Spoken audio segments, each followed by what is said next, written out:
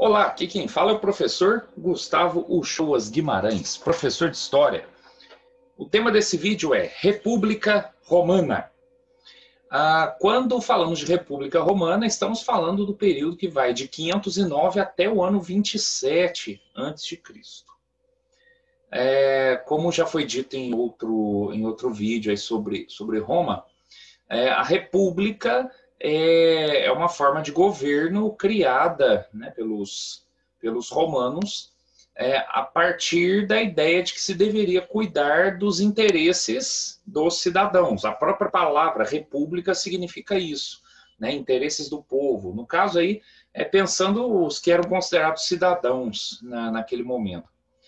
E esta forma de governo, a república, em Roma já tinha, né, as características de serem com governantes escolhidos para um determinado período de tempo de governo, que poderiam ser reeleitos e tal, mas não eram aí governantes vitalícios. Vamos ver algumas características desse período na história romana. Vou compartilhar aqui a minha tela com vocês. Você tem aqui né, alguns magistrados, ou algumas funções, né, dentro do governo republicano romano, a começar pelos edis, que tomavam conta dos serviços públicos, né? Então eles eram responsáveis por conduzir, administrar o abastecimento da cidade, a segurança, a organização de jogos públicos, pavimentação das ruas.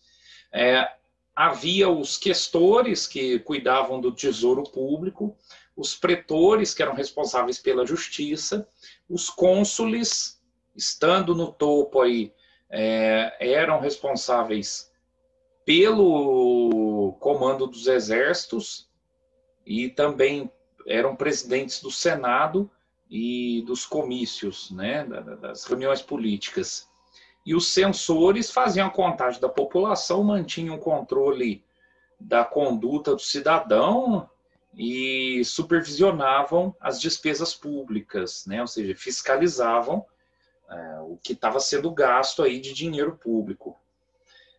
O Senado também fazia parte dessa estrutura de governo, né, onde o governante aí era escolhido para administrar Roma. A Lei das 12 Tábuas, ela surge aí no século V a.C., a partir de conflitos entre grupos sociais romanos, os plebeus exigindo uma maior participação na política. Na verdade, os plebeus, né, o povo aí nem participava da política, mas exigindo a participação na política da cidade.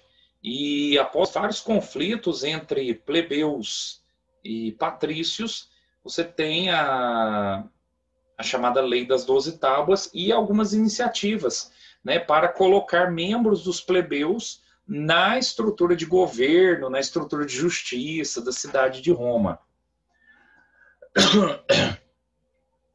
Foi também um período de conquistas militares. Esse período republicano em Roma, ele foi o período onde os romanos passam a dominar toda a região que hoje nós conhecemos como Itália, e com seus exércitos e suas táticas militares foram estendendo as conquistas para outros lugares. Você tem, por exemplo, no século III a.C., as chamadas Guerras Púnicas, que eram contra a cidade de Cartago, né? Por que púnicas? Porque púnica vem do latim, significa fenícios, e a cidade de Cartago tinha sido fundada pelo povo fenício, né? Então, por isso o nome Guerras Púnicas. Mas, aonde, ao vencer a cidade de Cartago, Roma consegue o controle total sobre navegação e comércio no mar Mediterrâneo. né? Na verdade, aí você vai ter todo o mar Mediterrâneo ficando cercado pelas conquistas romanas. E isso foi também atiçando disputas políticas, né? Você tem ao longo da história romana várias disputas pelo governo, chegando ao século I a.C., com a formação dos chamados triunviratos. Foi uma tentativa de solucionar essas questões aí a respeito das disputas de poder em Roma. O primeiro triunvirato ele se forma na década de 50 a.C., envolvendo Pompeu, Júlio César e Crasso, 3 líderes militares. Por isso o nome, triunvirato, né? Ou seja, 3 líderes militares comandando Roma. Crasso morreu em batalha na Síria, Pompeu e Júlio César passaram a disputar o poder, não aceitaram governar juntos. Pompeu foge para o Egito, morre assassinado, porque Júlio César foi atrás dele no Egito. Júlio César ali ainda teve um caso com a rainha Cleópatra, a última rainha do Egito, e o próprio Júlio César ele é assassinado por senadores no dia 15 de março do ano 44 a.C. Logo depois é formado o segundo triunvirato envolvendo Otávio, Marco Antônio e Lépido. Lépido logo morre, né, já era mais idoso. Otávio e Marco Antônio também disputando o poder sobre Roma, não aceitaram governar juntos. Marco Antônio foge para o Egito, ali o Marco Antônio se envolve também com a rainha Cleópatra, e Otávio, com o exército romano, vai atrás no Egito, invade o Egito, Marco Antônio e Cleópatra morrem e o Egito passa a fazer parte dos domínios romanos.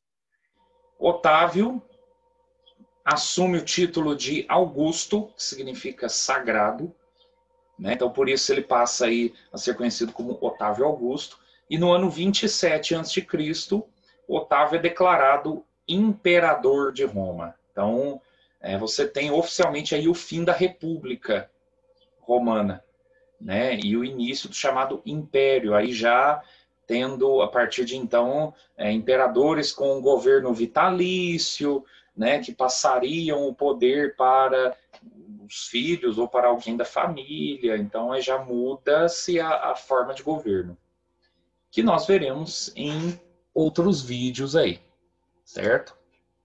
Muito obrigado.